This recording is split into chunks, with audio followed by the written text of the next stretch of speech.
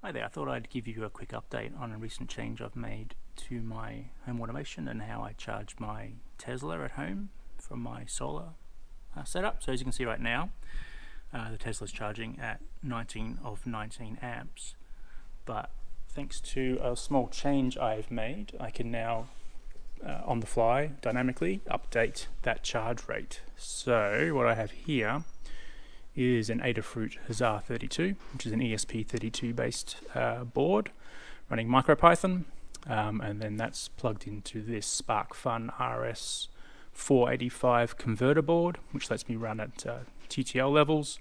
So it's just a standard UART on the MicroPython getting converted to RS485, which then goes up this blue cable, which runs around and into the bottom of my wall charger for my Tesla.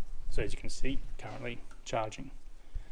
And this MicroPython is pretty dumb. Basically all it does is it subscribes to an MQTT endpoint, which tells it the maximum charge rate that I want the slave to run at. So this guy is basically pretending to be a Tesla wall charger. It's pretending to be the master, and it can tell the slave how much charge it's allowed to feed into the car. So what I have here is that MQTT endpoint. So this is a live feed coming from the car with the most recent charge rate. So it's actually charging at 18, roughly 18 amps off the charger. And I can change that just by publishing a different rate. So if I want to change it to be, let's see, it's charge at 8 amps. So I'll just send an 8. You'll see that got sent here, charge rate changed to 8, and then you'll see that slowly come down. There we go, down to 6, and now it's up to 8. So it just sort of bounces a little bit. And then if we go back to the car, you'll notice that it now says it's charging at 8 of 8. There we go. And that's pretty much it. So it means I can now control the charge rate from my home automation just simply by transmitting simple MQTT commands. So here I'm telling it to charge at 32, which is the maximum charge rate that my circuit will allow, and you'll see here it ramps up slowly to 32 just to make sure it doesn't trip any fuses basically.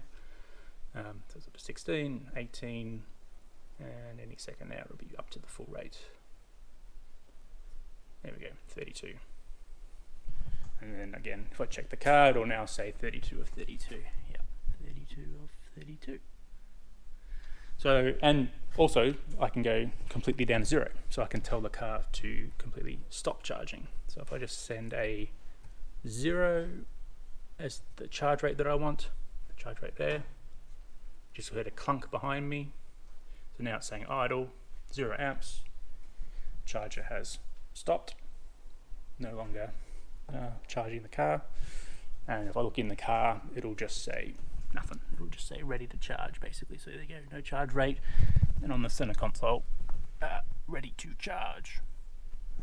So it's basically, it knows it's plugged in, but it also knows there's no power. So I'll leave that for a second, because in about 10 seconds my home automation will kick in and we'll notice the car's not charging when it should be charging, and we'll instruct the car to charge. So if we give this a couple of seconds,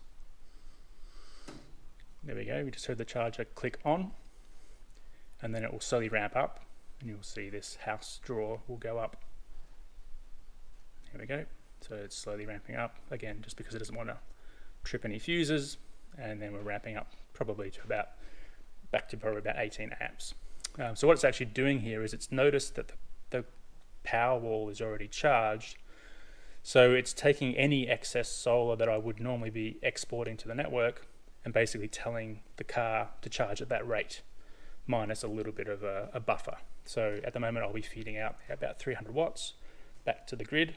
That just gives me a little bit of positive buffer, so that if a cloud comes over, it doesn't instantly trip anything. So I give a little bit of a buffer, but basically, yeah, so it's in a mode now where it's consuming as much of the solar power and putting it into the car. And what that also means I can do is my home automation can make intelligent choices about the next day's weather. So what I have is a command here which sort of shows you the cloud cover for the next 4 days. And the idea there is that my home automation wakes up at about 4 in the morning. It checks the charge on my Powerwall, and if the Powerwall has too much power and it's going to be a sunny day, it will then tell the charger to charge the car such that all that excess power is moved into the car, because it knows that during the course of the day there's going to be more than enough power to recharge the Powerwall. And then that way it means that my car has as much solar power in it for that day's driving. So if I'm going into town or doing any errands, the car will have as much of my own self-generated power in it as possible without any grid power going into it. And likewise, if it's going to be a cloudy day, it'll decide not to do that. So it'll not charge the car. It'll let me just decide whether or not I want to manually issue a charge, which I can do now. I can just tell it to override and charge at whatever rate I want.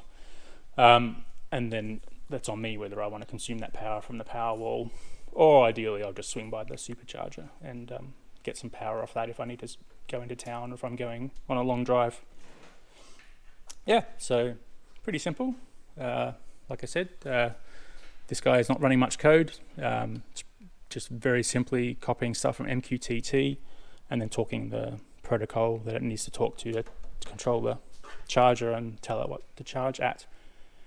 But gives me a lot more flexibility on what I do with my power and my excess power from the previous day. Yeah, so thanks for listening, and if you've got any questions, by all means, stick them in the comments below and I'll do my best to answer them for you. Cheers, bye.